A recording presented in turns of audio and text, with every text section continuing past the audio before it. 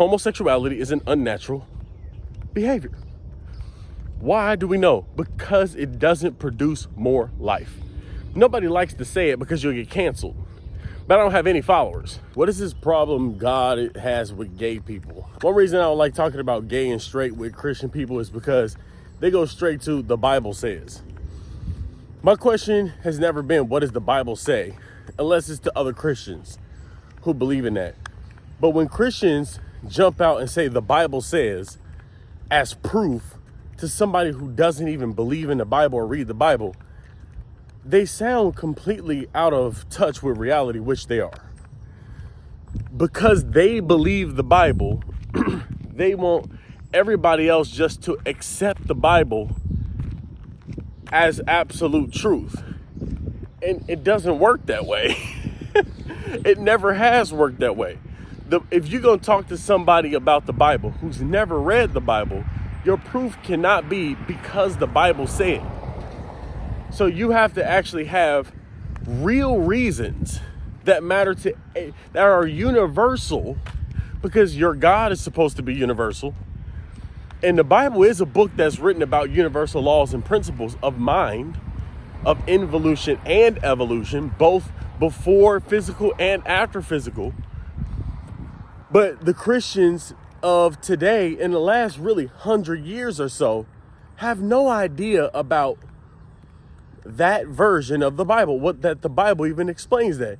So I'm gonna break down about homosexuality, gender, because we live in a day and age where everybody want to be identified how they identify, and I get what you're saying. You want to feel respected, but I'm gonna show you based on reality of how things are, regardless if the Bible existed or not, why homosexuality is a negative thing over the long haul. Why the Bible explains that, because it's about universal law, and I'm gonna explain it. So first of all, when it comes to homosexuality, what you're saying is a man is in love with another man and has sex with another man. This is first. And then women are in love with women and want to have sex with women. Then it turns into, I can identify with whatever gender I want to. So even if I do have a masculine part, I don't have to call that masculine part. I'm calling it whatever I want to. I'm a woman. So now I can mentally identify with something that's disconnected from the physical. Okay. Then as it goes on, you add all the other letters. And now we're about to start adding letters that have to do with children. Now I want you to think about this. We have seen some pretty incredibly horrific things happen when it comes to certain industries that have to do with children. And you know what I'm talking about when I say this. I can't say it on YouTube, but you know what I'm talking about.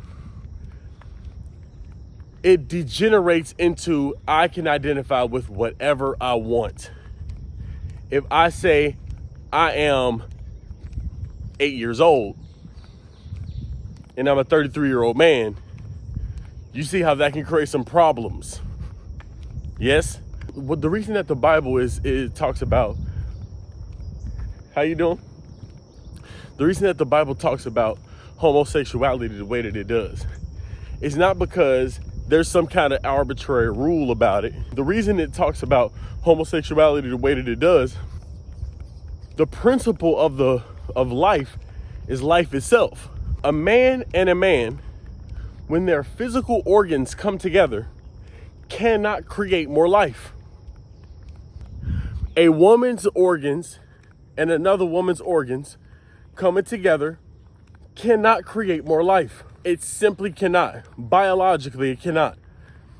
Therefore, we know that it is not natural, because anything that is natural has a masculine and feminine principle involved. And that is where the beginning, and that's the beginning of creation, is where a masculine and feminine principle come together that are complementary to each other. When they come together, then it's expressed as life, as a baby, as an acorn turning into an oak tree. There's always a masculine and feminine principle. So when you neglect to observe the masculine feminine principle that goes into life itself and creating life, then you ignore life itself. So when it comes to homosexuality, the problem with homosexuality is it's not natural. Now, how do we know it's not natural? If you scale homosexuality up to everyone in the world doing it, spread it out. You'll know if something's good is if you spread it out to everybody. How would that look? Okay, if we had homosexuality, meaning biological parts of a man connected only with biological parts of a man, and the biological parts of a woman connected with biological parts of a woman, we would go extinct as a race, because there would be no life in that combination. It's an unnatural combination. And so it would never produce more life. That's the biggest issue. The second issue is that when we get involved in identities that are not objective, they are subjective, 100% subjective. You can think whatever you want. And a 33-year-old man can identify as 8 years old after a while and do some pretty questionable things under the law. And I want you to think about that. I want you to think about your kids. I want you to think about your family. I want you to think about the things that have happened to you. Okay, I want you to think about that. It's insane.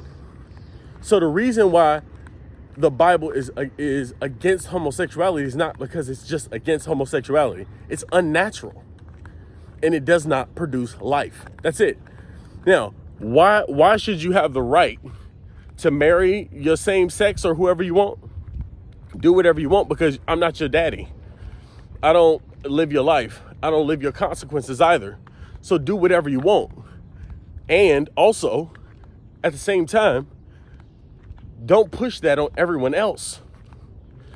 Just like Christians shouldn't push their ideologies on everybody else. Here's what we should do. We should see what's aligned with life, more life, and what's aligned with death, and act accordingly. Because if somebody murdered another person, they will go to jail, they will go to prison. But if a society indirectly murders many, then the society doesn't get crucified. That's the problem.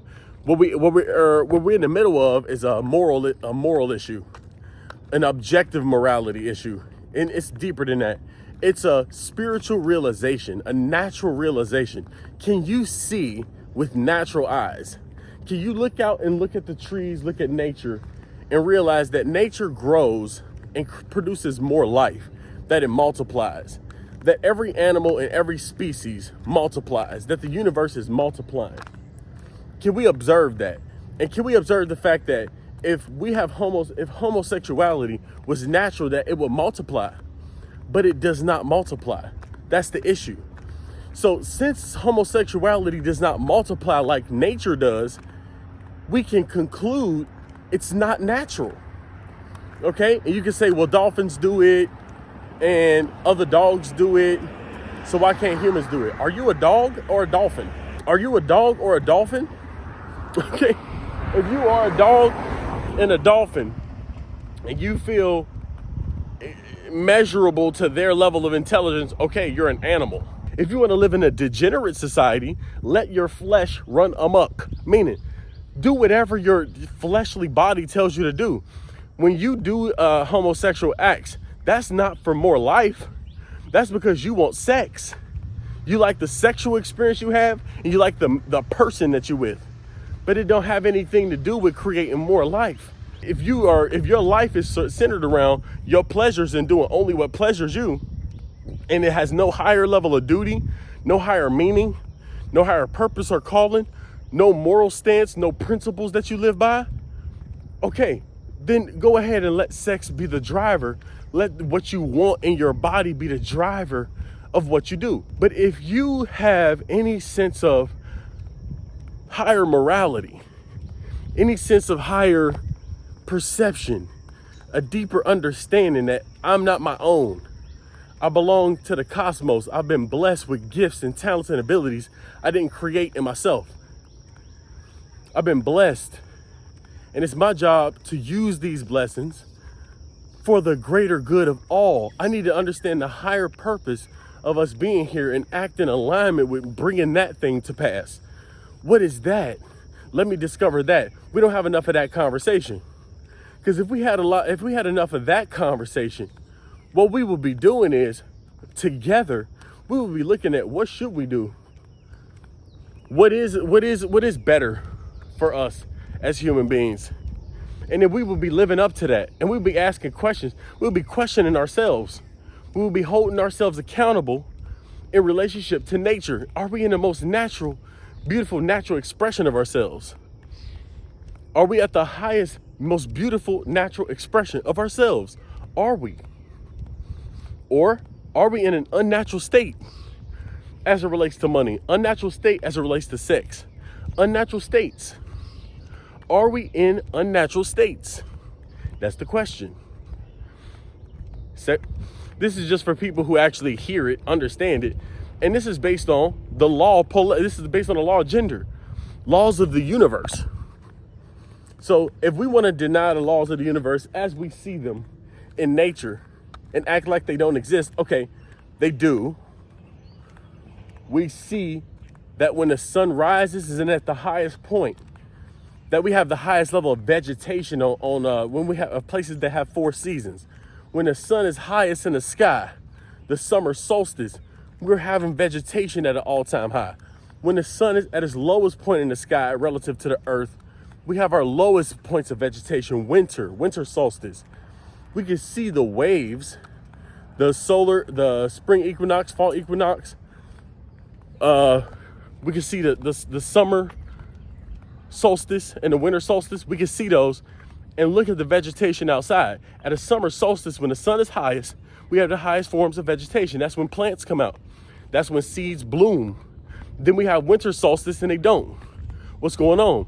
We see that the sun is bringing more life. So it's natural we see the sun as an example. The sun is literally bringing more life to earth, germinating the life seed and the life principle in things and bringing them out. Happens to animals, it happens to plants, it happens to all of us. So the question is, when we create homosexuality or we engage in homosexuality, is that like the sun bringing life to everybody? No. No, it's bringing a narrow identity to you. It's bringing a narrow identity to you that you get to fit in. And not everybody wants that. But for most people, if you add all these letters, why are we adding letters? We adding letters because we need an identity. We need to be recognized. We need to be significant. That has nothing to do with progressing the race of human beings. That has to do with, I want my selfish number or my selfish letter to be recognized. I want my little self to be recognized. I want what I identify with to be recognized. It's not, I want to contribute to society. It's, I want to be recognized. And that's the problem we got today. Is everybody wants significance. Nobody wants to focus on what is best for everybody. What's best for the whole. What action so it goes beyond, what do I want? What do I deserve to have? I can do what I want. Yeah, anybody can do what they want. But what is best should be the question, not what is it that I want to do. Another problem we got is, since everybody is living for their own fleshly desires, their own small self-intent, their tiny little bitty scope of what they want. They want everybody else to do what they want to do so they can indulge their own flesh too. So what I mean by that is, people will say, oh, I support LGBTQI in every letter. Why? Because they pay me. They pay me. So you worship money is what you worship. You don't worship more life. You have no morals. You worship money. You're a degenerate. You're a hypocrite. That's what you are, because you worship money. Anybody who worships money hates God. Why is that? Because you'll let anything happen as long as it pays you. So you can intellectually argue for whatever it is you want. You can create an intellectual argument for any side you want, whichever pays you. So since there's so many people identifying with LGBTQIA, and since you make money from those people, and you make more money if you don't say anything about it, because you'll get canceled because of so many people have gay friends. Well, you don't say anything about it, or you argue for it because it makes you more money, or it makes you more socially available. It makes you more relatable to them. You don't like being unrelatable. You don't like isolating people. So you're really being a nice guy. You're really being manipulative at the end of the day. You're not really thinking for yourself. You're not considering nature. You're not considering life. You're not considering a whole. You're not considering anything except your own self. So every single thing you're doing is selfish. The transgender and bisexual movements, all of these different movements for gender, has nothing to do with helping everybody. It has to do with you being selfish. You want what you want, so this is a movement that helps what you want to happen. So you're just doing what you want to make what you want happen. This has nothing to do with the rest of the world, with nature. So where's our sense of community there? Where's our sense of, does this help everybody long term? Where's that question? We don't want to ask that question because all we want to do is do what we want to do. That's the issue. So hopefully this sheds some light on in a dark space where people really don't want to talk about it. But I love y'all. Have a beautiful day.